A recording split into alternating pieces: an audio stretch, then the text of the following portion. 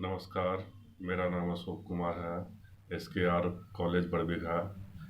पिछली कड़ी में मैं प्राचीन भारतीय इतिहास के स्रोत के साहित्यिक स्रोत में धार्मिक स्रोतों की चर्चा की थी, जिसके अंतर्गत ब्राह्मण साहित्य, बौद्ध साहित्य और जैन साहित्य की चर्चा की गई थी।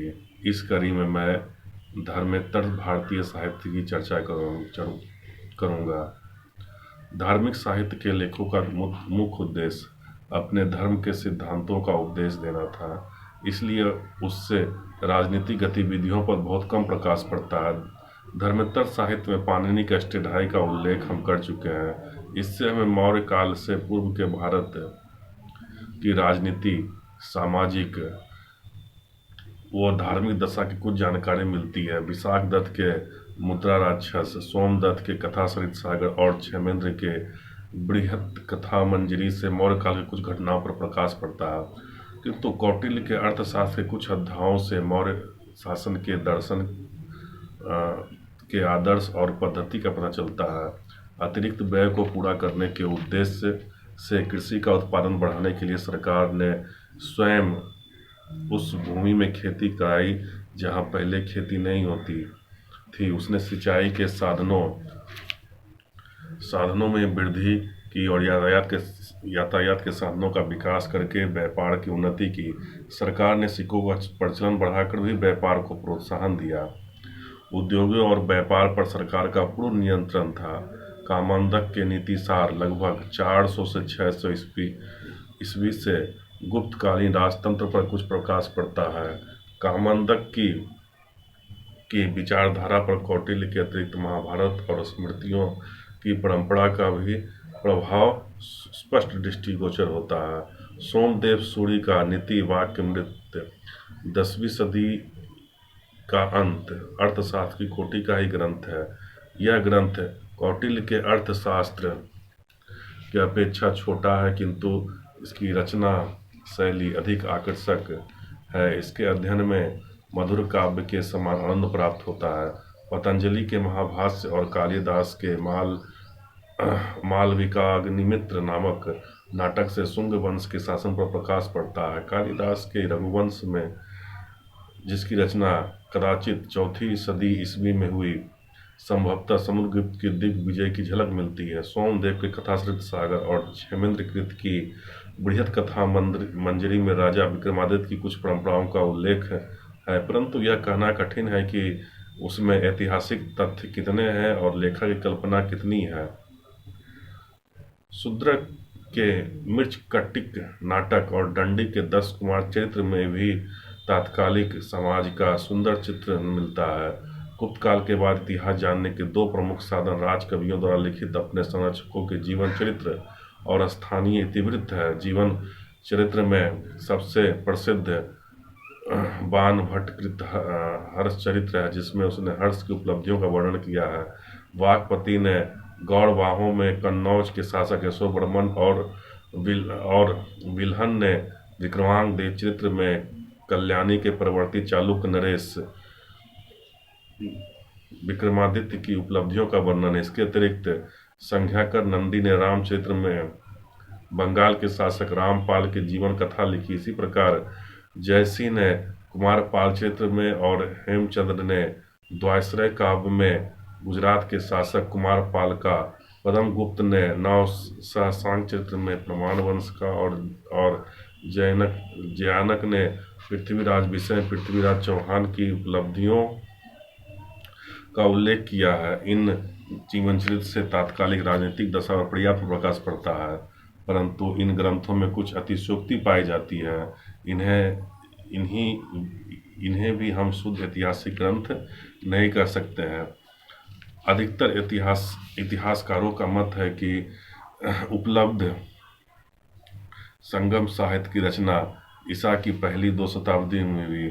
इस तमिल साहित्य में दक्षिण भारत के तात्कालिक सामाजिक और आर्थिक जीवन पर प्रकाश पड़ता है। दक्षिण भारत में भी राजकवियों ने अपने संरक्षकों की उपलब्धियों का वर्णन करने के लिए कुछ जीवन चरित्र लिखे हैं। इस प्रकार इस ग्रंथ का नंदी कल्वक्कम, जिसमें पल्लव राजा नंदी वर्मा तृतीय की उपलब्धि का वर्णन है। कलिंग कलिंग तुपरनी में चोल राजा कोलोनतक प्रथम के कलिंग पर आक्रमण का वर्णन है। उट्टकूटम नामक लेखक ने 3 चोल शासकों विक्रम चोल, कुलोत्तुंग द्वितीय और राजराज द्वितीय की उपलब्धियों का 3 अलग अलग ग्रंथों में वर्णन किया, परंतु इन सभी लेखकों का वर्णन पूर्णतः ऐतिहासिक नहीं है।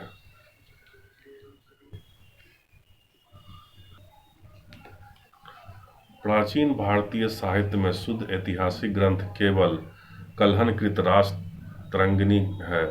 कल्हण ने कश्मीर के इतिहास के विषय में सभी उपलब्ध सामग्री का संग्रह करके 1149-50 ईस्वी में इस ग्रंथ की रचना की। उसने यह ग्रंथ लिखते समय कश्मीर के शासकों के लिखित आदेशों और प्राचीन लेखकों के शासकों के जीवन चरित्रों का अध्ययन करके यथासंभव सही चित्र प्रस्तुत करने का प्रयत्न किया, किंतु 7वीं सदी ईस्वी से पूर्व के कश्मीर के इतिहास से संबद्ध इसका वर्णन पूर्णतः विश्वसनीय नहीं है।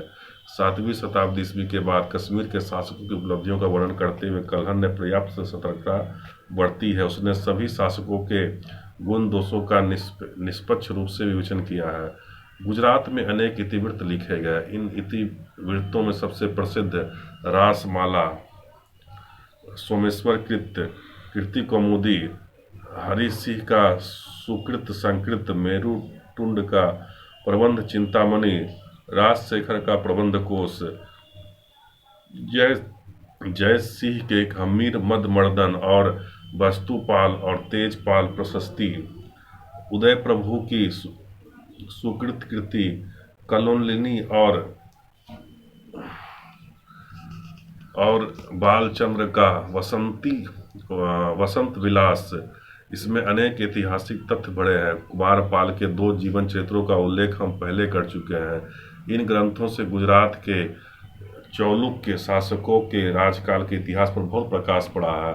सिंध में भी इसी प्रकार के इतिवृत्त उपलब्ध हैं। इन्हीं वृत्तों के आधार पर 13वीं शताब्दी के आरंभ में अरब लोगों ने अरबी में सिंध का इतिहास लिखा, जिसका फारसी अनुवाद चचनामा नामक पुस्तक में उपलब्ध है। नेपाल के इतिवृत्तों में केवल वहाँ के शासकों के नामों और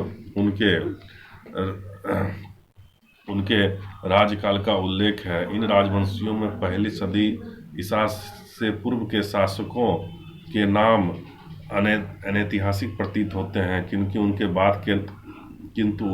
उसके बाद के नाम ऐतिहासिक है। इन इतिवृत्त में जिन शासकों के नाम उल्लेख हैं, उन लेखकों से सामंजस्य स्थापित करने पर पूर्णतः ठीक नहीं प्रतीत होते हैं। इसलिए इन वंशावलियों को हम पूर्णतः ऐतिहासिक नहीं मान सकते हैं। गुजरात और सिंध, नेपाल के किसी लेखक ने अपने प्रदेश की इतिवृत्ति का उपयोग करके इस प्रकार का ऐतिहासिक ग्रंथ नहीं लिखा है, जैसा कल्हण ने राजतरंगिणी में लिखा था। इसलिए प्राचीन भारत का यह अकेला ऐतिहासिक ग्रंथ उपलब्ध है। प्राचीन भारतीय साहित्य प्राचीन भारत का राजनीतिक इतिहास लिखने में बहुत उपयोगी सिद्ध नहीं हुआ, किंतु इससे तात्कालिक सांस्कृतिक जीवन पर प्रकाश पड़ता है। इस साहित्य में 3 कमियां हैं। एक तो ग्रंथ विशेष की रचना की तिथि निश्चित नहीं है। दूसरे, किसी भी ग्रंथ से प्रायः उसी प्रदेश की जानकारी मिलती है जिसमें उसकी रचना हुई थी। तीसरे, इस ग्रंथ की प्रतियां लिखने वाले विद्वान ने बहुधा अपनी इच्छानुसार उनके पाठ में हेर फेर कर दिया, जिससे यह पता नहीं लगता कि मूल पाठ क्या था। इतिहासकारों को साहित्यिक कृतियों का प्रयोग करते समय एक अत्यंत गंभीर समस्या का सामना करना पड़ता है। अधिकांश ग्रंथों में, चाहे वो ब्राह्मण ग्रंथ हो या बौद्ध या जैन साहित्य हो अथवा संगम साहित्य, सभी में स्त्रीकरण की समस्या को भुलाया नहीं जा सकता है। उदाहरणार्थ, ऋग्वेद के प्रथम और दशम मंडल उसी ग्रंथ के अन्य खंडों की अपेक्षा परवर्तीकालीन माने जाते हैं। रामायण और महाभारत जैसे विशद महाकाव्यों में तो यह समस्या और भी अधिक गंभीर हो जाती है, क्योंकि इन ग्रंथों की रचना सदियों तक चलती रही। अतः इन ग्रंथों को शब्दशः किसी एक विशेष काल से संबंध नहीं माना जा सकता। इसी प्रकार बौद्ध साहित्य के जातकों में कुछ अंश एक काल के प्रतीत होते हैं तो अन्य किसी और काल के। वैज्ञानिक अध्ययन से भी यह तथ्य विशेष रूप से सामने आया कि एक रूप प्रतीत होने वाले कौटिल्य अर्थशास्त्र जैसे ग्रंथों में विभिन्न स्तर हैं। इन कमियों के बावजूद जब ऊपर वर्णित कौशाम्बी की इतिहास विषयक परिकल्पना को ध्यान में रखते हैं तो प्राचीन भारत में संबद्ध ऐतिहासिक स्रोतों की उपयोगिता स्पष्ट रूप से दृष्टिगोचर होती है। यद्यपि उनसे राजाओं की वंशावलियों के निर्माण में सहायता नहीं मिली है, किंतु जनजीवन पर पर्याप्त प्रकाश पड़ा है। इस तरह से मैं आज का व्याख्यान यहीं पर समाप्त करने की आज्ञा चाहता हूँ।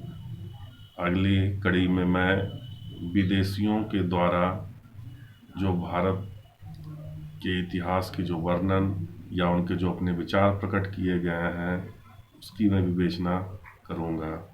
धन्यवाद।